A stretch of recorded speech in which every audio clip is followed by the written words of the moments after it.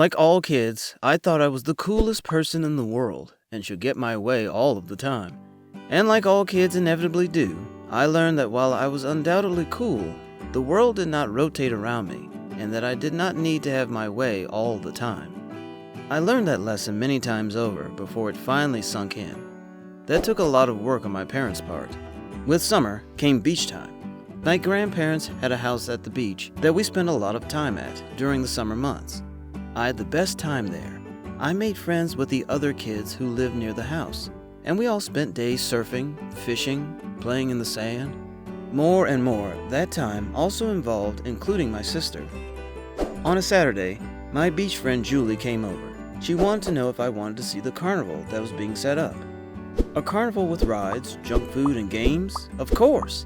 I would love to go and see the setup of the rides. Who wouldn't? Carnival and fair rides are miracles of engineering made for children with the sole purpose of fun. I grabbed my water bottle and headed for the door. "Where are you going, Jason?" Mom asked. Oh, I forgot to tell Mom. She always wanted to know when I was leaving the house. Julie and I are going to watch the guys set up the rides for the fair. "Oh, great. Keep an eye on your sister." How could I keep an eye on my sister? I was going out of the house. Perhaps Mom didn't understand what I had said. But we are going to watch the carnival set up, I reiterated. "Yes, and Ernesto is going with you," Mom said. "Just keep an eye on her." My little sister Ernesto was always cramping my style. Julie had experienced Ernesto before she had been potty trained. The situation wasn't a pretty one. That was a few years ago, but I still remembered. Fine, I said, with about as much enthusiasm as I might reserve for a dental visit.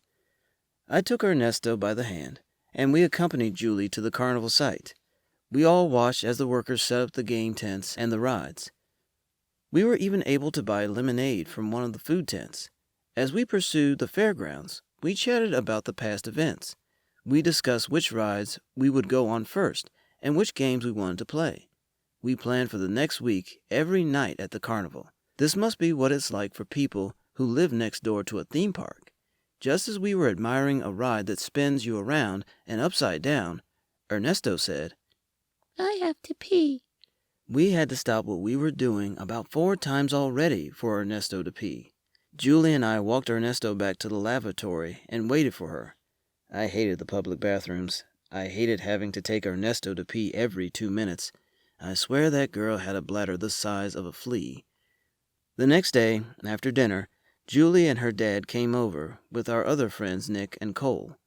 We were all going to go to the fair together. I quickly put my dishes away and ran to the door. "Jason, I think you're forgetting something," Mommy called. I knew what I was forgetting, or who, rather, and I was not forgetting. I was trying to escape her. Mom, Ernesto can't come, I said. "Why not?" Mom asked. Because she ruins everything. She has to pee all the time, and I just don't have the time to wait for her to use the potty 500 times, I said. I was aware that Julie and the other kids could hear what I was saying. I had to stand my ground, and I felt bolstered by their presence. "If you want to go to the fair, you will take your sister," Mom said in a very calm voice. She's not coming, I said, standing my ground.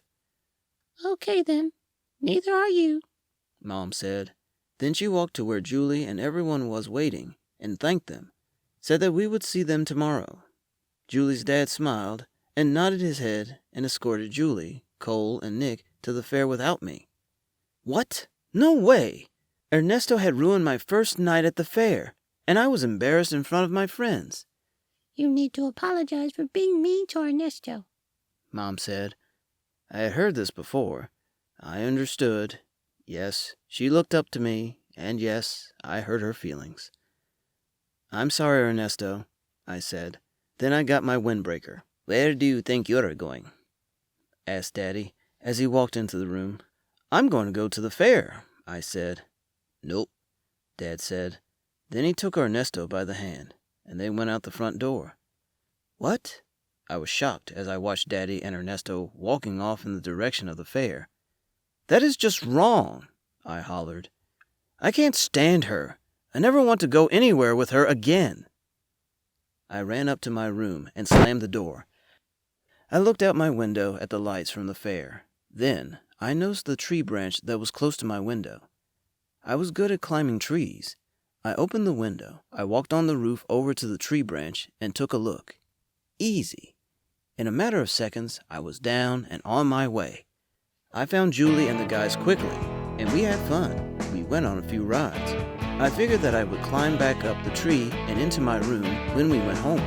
Ha! No way was I ever going to be stopped from going anywhere ever again. We went to the bumper cars next. As we were bumping, I could not believe that I had never thought about this before. I was feeling great, until I saw my father and Ernesto heading toward me in another car. Crap! I hadn't thought to look for them. Ernesto was waving at me. Dad was smiling, but it was his smile that he used when he caught me doing something wrong. Crap! When the bumper cars stopped moving, Dad and Ernesto came over, and Ernesto took my hand. Jason, yay! Mommy let you come after all, Ernesto squealed. One thing about my little sister, she was always happy to see me. Okay, Dad said, time to go home. And then he said, thanks, to Julia's dad. That was odd. As we walked home, Dad and Ernesto discussed her favorite ride. I didn't say anything. Dad didn't say anything to me. Crap. In the house, Mom was waiting on the porch. Uh-oh. She knew. Daddy took Ernesto upstairs to put her to bed. Mom looked at me. Uh-oh. You are grounded, she said. Until Friday. But I started to try to say something, though I didn't know what I should say. You snuck out of your room, and you could have been hurt, Mom said. Time for bed. We can talk about this tomorrow. The next day was a perfect day. The sun was out, the sky was blue. I could hear the waves crashing on the beach. An ideal day for surfing. I got up, put on my swimsuit, and went down for breakfast. Ernesto was wearing her swimsuit and eating cereal. Good morning, Jay, Ernesto said, smiling. Morning, I said to Ernesto. I sat down and poured myself a bowl of cereal. Mom and Dad were at the table drinking coffee. I saw that the beach bag was packed. After breakfast, Mom took Ernesto to the beach. We can't go, Daddy explained. You're grounded, remember? What? Couldn't I go to the beach? But I couldn't think of anything else to say. You snuck out of the house yesterday, Dad said. Yeah, I remember. You disobeyed your mom and me. You could have been really hurt. We warned you, and now you are grounded. Oh, no. I looked at the ground, suddenly realizing what this meant. You may read books or comics. You may help me do yard work. You may do just about anything, but you are not leaving the house. I headed upstairs, and no tree climbing, Dad called after me. I sat on my bed and read a comic.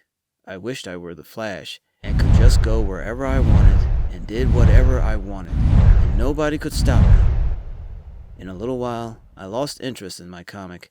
I tried to read another book. Nope. I went downstairs and looked at the TV. I didn't want to watch television. It was a beach day.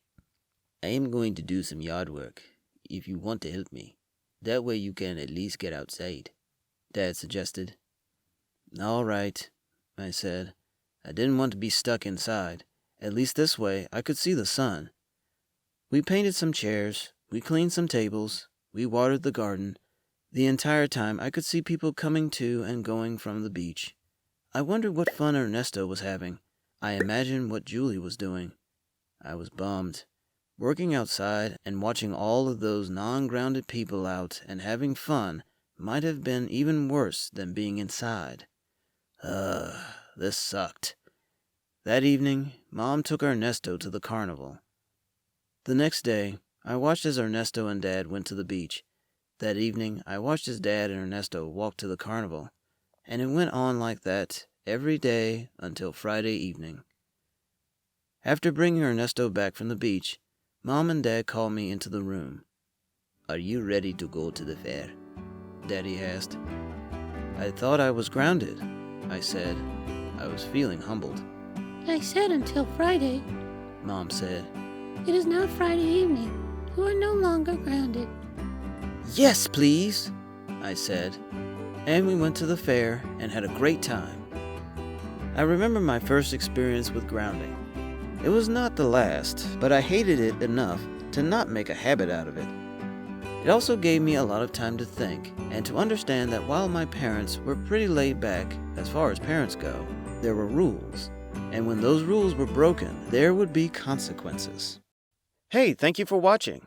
Please click on the right to subscribe if you liked the video. And please don't forget to click on the bell icon when you subscribe so that you can be notified when we upload a new video. Watch more videos on the left, including our playlist. Thank you.